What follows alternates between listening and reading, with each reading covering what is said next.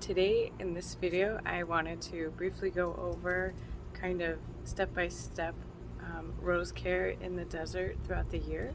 So basically just summarizing what I do and when I do it throughout the year. I think this video will be especially helpful if you've never done roses before and you live here in Phoenix, or even if you're a very experienced rose person. But maybe you've moved here from somewhere like the Midwest or elsewhere that has a very different climate. I have stated in previous videos that roses actually do very well here in the Phoenix desert. You just have to know kind of what to do and when to do it. So that's kind of what I want to briefly go over in today's video. So if you have moved here from maybe the Midwest or the Northeast, where it does tend to get very, very cold, one thing that I would suggest if you've made a move and you are trying to grow roses in a more hot and dry climate, you're just going to want to kind of reshift your mentality about the roses and just think that the summer is like your winter. So basically here in Phoenix, the roses will perform their worst in summer. I am sitting outside, beginning mid-June here in Phoenix, and it's 110.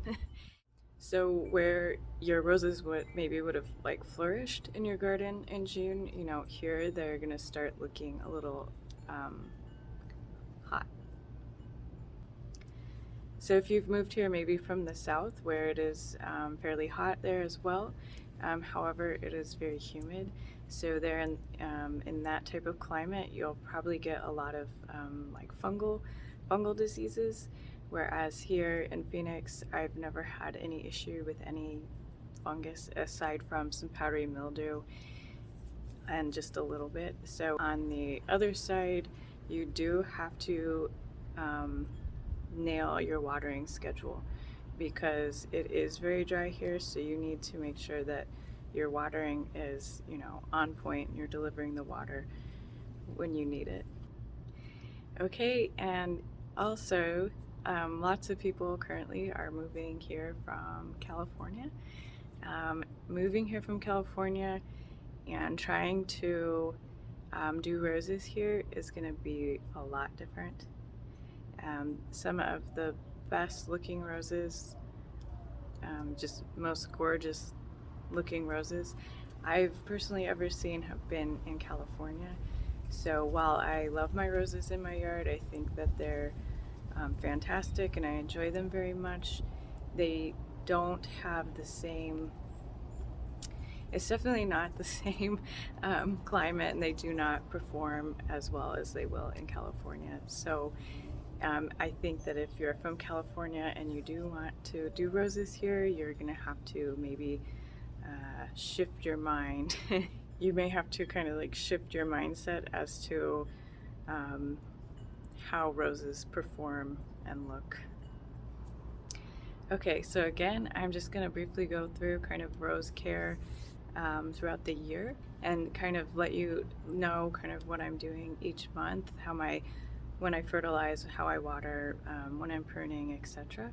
And I do have a lot of specific videos on a lot of these topics that I can and will link to. So if you're interested in something in particular, I have probably a whole video explaining it in more depth. All right, so I'm going to start in mid to end January. So mid to end of January, I basically have most, if not all of my roses already hard cut back. And being that we've cut back our rose and there's not as much like thorns in the way, I like to use it as a good time or opportunity to apply mulch down to the rose. So the mulch will help fertilize the rose when spring comes back around and it starts to put on new growth. So I like to use that opportunity. So during winter, I am only watering about once a week. And January is a very good time to plant a rose here. It's thought to be one of the best times to plant roses here in Arizona.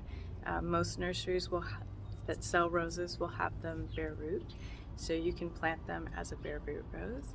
And I of course do have a video all about planting bare root roses. Okay, so once we get into about March, you will start noticing a lot of new growth on the roses. So I like to take this opportunity to just go around and check the new growth on the roses and make sure there are no bugs. It's also a good time to do some preventative bug spraying. Bugs do tend to like the more tender new growth of the plant, so I think that it's a good time to kind of do preventative spray, especially on the new growth, just to make sure that they don't completely wipe out your first flush. Also, with the new growth that's occurring, I like to start fertilizing my roses at this time. And once it starts to warm up a bit, I do pick up my watering schedule to about twice a week. And that's about my watering schedule for the majority of spring. So I do have videos on both fertilizing and bug spray, kind of what I use and what I like to do. So if you need more information on that, do check those videos out. Okay, and then once we get to about Easter or April-ish, you will start seeing the first flush of your blooms. So of course, use this time to just completely enjoy how pretty they are, how good they smell, how brilliant they look. This is probably the best that they're gonna look all year, so very much do enjoy it and enjoy, being outside in the Phoenix weather. That's our golden time, I think, for us to be outside, so definitely do enjoy the roses. And after their first flush, they will, start to put on their second flush. And again, you're going to just want to check to make sure that your bugs are under control and, continuing to fertilize to keep feeding the new growth and the blooms. You will notice, in Arizona, we do warm up very quickly. So a lot of times with your second flush, depending on how late the second flush occurs on the rose and how warm it has gotten outside, you are really going to start to notice a diminished petal size, maybe even a diminished petal count. The structure of the rose may look less like a traditional looking rose and more kind of just like a flower. The foliage will start to get smaller. It won't be as deep green either. It's just the way roses are here. And for people who have experience with roses, that may be odd because, again, you are thinking of summer as their peak time, whereas the heat is really going to start affecting the roses. Another thing that will tend to happen to the roses is the blooms will actually lighten quite a bit. So, for instance, if you have like maybe a sherbety orange rose, it'll light up to like yellow and even a white. I have like a really deep, like twilight zone, a deep burgundy. It gets to be like a really bright magenta pink for its second flush. So maybe kind of like having two different roses. But don't be surprised, that will happen with the higher heat. Okay, and then we move into the best part of the year, which is summer. So basically, the start of June, you'll still have blooms. Like I still have blooms right now. It's still, here you can see some over there, but they will definitely be kind of on the way out. And for probably July and August, I won't see too many new blooms. So summer in general is kind of maybe an uneventful time of year for the rose garden, but beginning of June, end of May, beginning of June, you can do a couple of things to get the garden ready for summer. One major thing that can help keep the roses significantly cooler in the summer is to apply mulch. I just loaded last week a video on how to apply mulch for the summer. So it's very simple. It is, just applying mulch around the base of the rose, but that really does help to keep the moisture locked in, and with that moisture, it actually keeps the roses cooler. Okay, and then I personally, for the summer, I don't do anything except water the rose. Maybe every week or so, when I have time over the weekend, I might take like a hose, like the nozzle, with like the nozzle gun on it, and spray the roses down just to clean them off, maybe try and get some bugs off. But other than that, I don't do anything to the roses. I don't deadhead. I definitely do not recommend pruning the rose right now.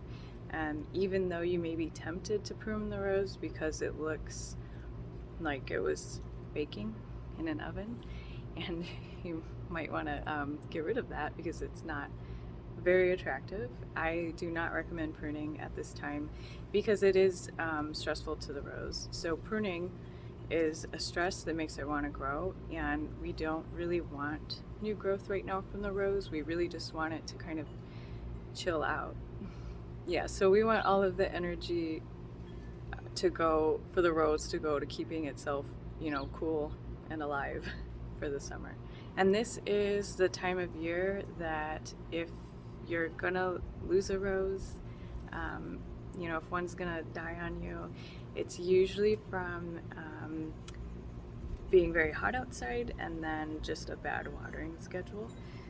So if you do struggle with keeping your roses alive over the summer, I would most certainly check out my watering roses in extreme summer heat video. I think that would really help you.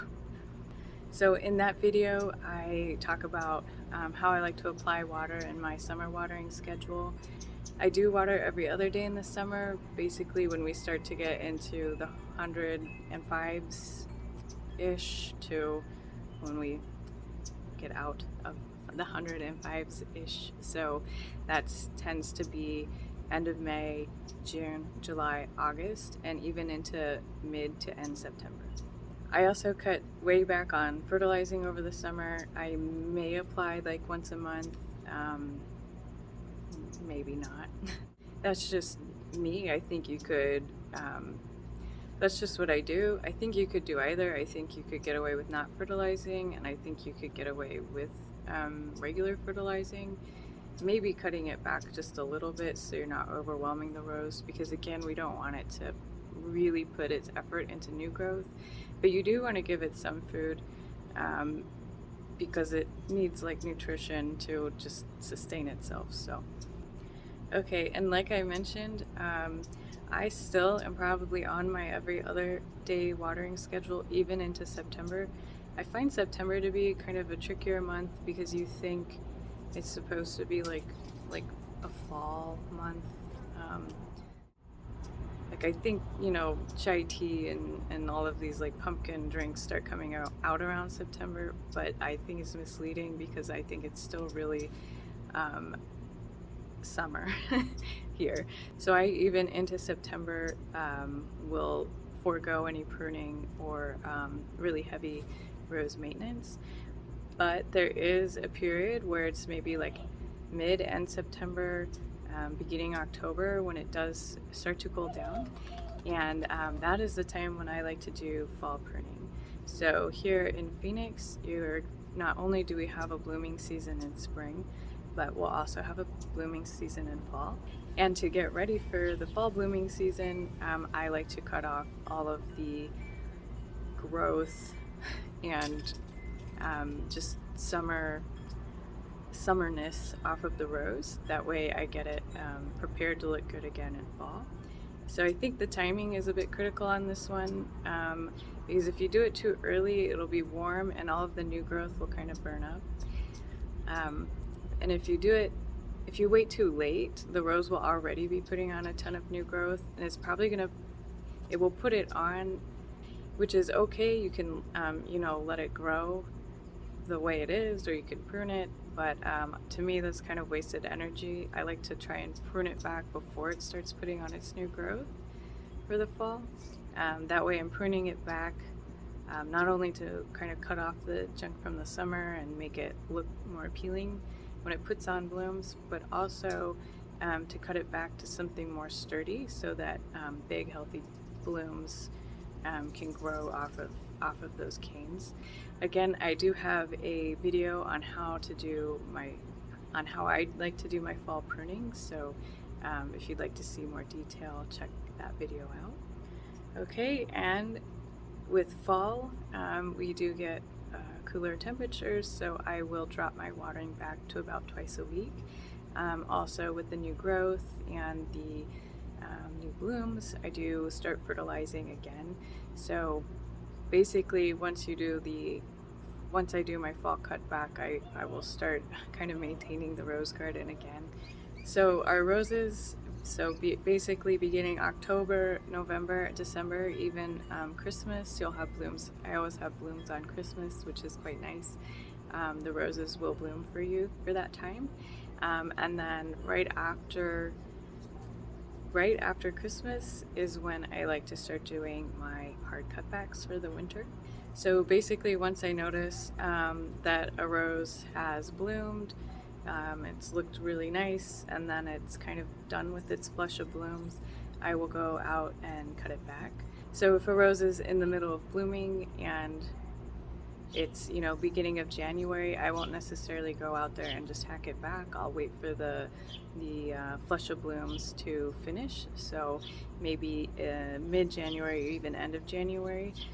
That's all I think an acceptable time to do a hard cutback on your rose. Personally, I like to get it done earlier than later if I can, just because I think it gives more opportunity for the roses to put on its growth and first spring flush earlier. And I, of course, also do have a video on how to do a hard cutback. So if you've never done one before or would like to see how I perform my hard cutback, please do check that video out. And that concludes our year of rose gardening. If you have any questions or comments or video requests, please leave a comment, let me know, and I will try and get it done for you. So thank you. Bye.